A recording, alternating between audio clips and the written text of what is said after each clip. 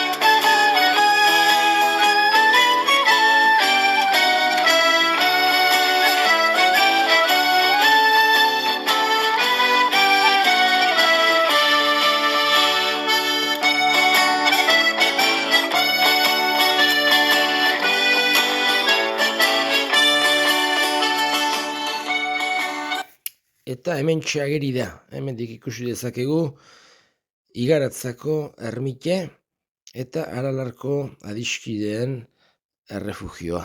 Eta bagoaz, aruntza.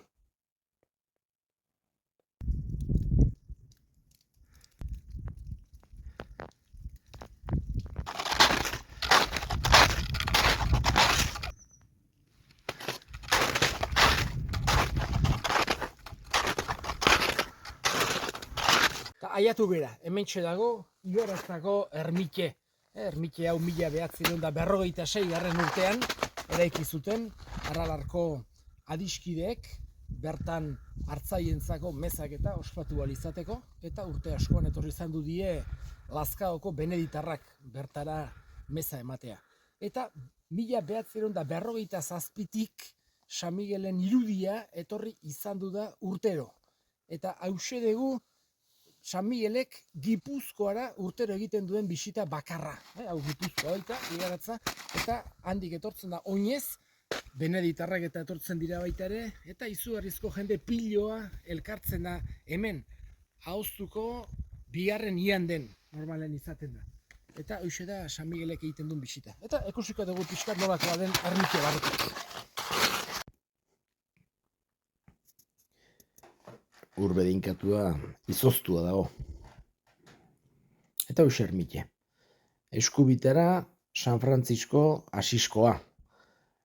Gero hor dugu San Juan Bataiatzailea, San Bernardo txakurtxo batekin, erdin Arantzazuko Ama Birjina, eta gero hortxe dugu gure San Miguel, Aralarko San Miguelen irudia, eta ondoan Lurdesko Ama Birjin txiki bat. Eta azkenik hementxe Santa